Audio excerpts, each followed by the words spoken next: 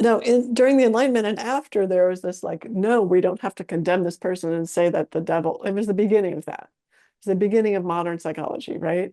Moving into, Freud and Jung, et cetera. It was this idea that we don't have to say the devil's in this person. We can actually sort of try to diagnose what's going on psychologically. And I think that was really valuable. What it what it kind of removes is this idea, and I think it's kind of a loss, is this idea that you can say, um, right now, that person's possessed, but I Mm. love that person, and maybe there's something we could do to drive out that evil spirit. Hmm. Rather than, and it's almost turned like mental illness into the new demon, right? So it's like, Yes. no, there's not a demon in them. Now they're just always crazy.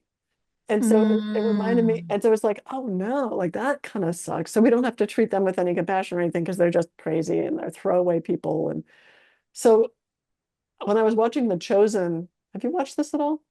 No, I have not. I know what it is, but I have not watched it. So Brooks and I have been watching it, and I find it really What compelling. what What is platform it? is it on? It's on Amazon, and Oh, it's yeah, I could about the watch it then. yeah, it's about the life of Jesus, and they Yep, talk a lot yep. about the like early Jewish aspects, which I find fascinating how that is all done.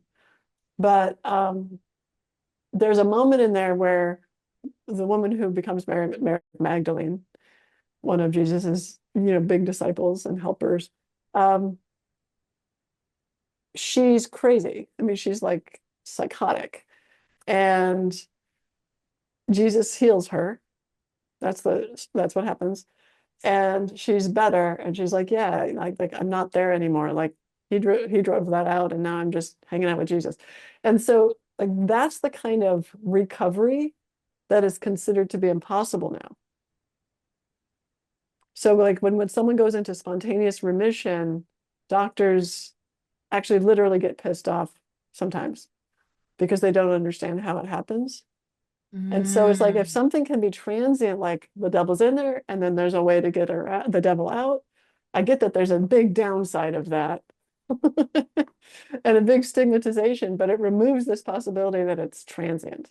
So it's like a better metaphor, I sort of think it's a good or metaphor and more we've lost it. useful metaphor. Yeah, it's Yeah. like it's like we lost it. And of course, like you can explain the Jesus healing by saying, here's this person who's really loving and compassionate and just looked at her and said, like, I get that you're crazy now. How would you like to not be crazy? And she's like, you're loving me and I feel great and I'm gonna go be with you, you know? Yeah, And exactly. so that's a psychological way of explaining it. But it is a metaphor that I feel like we've lost, and with it, we've lost this possibility of healing. It's right. So two things. Um, and they're both ands. Um, there's a story in one of the Gospels, and I think only one of the Gospels has the story.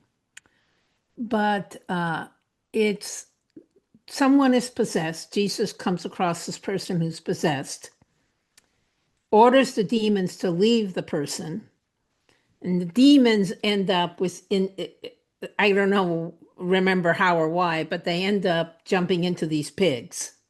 Oh And yeah, this right. and this group of pigs go crazy and run off a cliff and kill themselves. Well, this is one of the gospel stories that Alex O'Connor says like is a proof point for him. Why would God do that? Why would God kill the poor innocent pigs to uh you know in the process of getting the demons out of that guy? So, do you have a comment on that? Well, it just makes me think a really good explanation for that scientifically would be the humans were eating some kind of substance that was like a psychedelic or something, Yeah, and yeah. then they stopped eating it and they fed it to the pigs. The pigs went nuts and jumped off a cliff. So, and then since they stopped, saw that in the pigs, they're like, well, we're not going to eat that anymore. And that really Ah, helped. yeah, So if you believe that God is like, I mean, clearly it's all about what the nature of God is when you say, do you right. believe in God?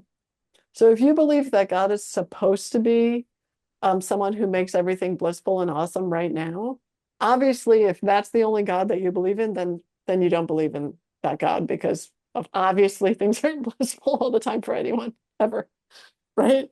So it just feels simplistic to me to Yeah. just say therefore God doesn't exist. It's like, no, what about a God that's like, hi, I'm the God of love and I love everything exactly as it is, including all this messed up stuff. And it's our job to grow and change and figure it Hmm. out. Or what if Yeah. I'm the God of, electromagnetism and that's actually God? You know what I mean? It's just like, Yeah. Yeah. Right. yeah. Right.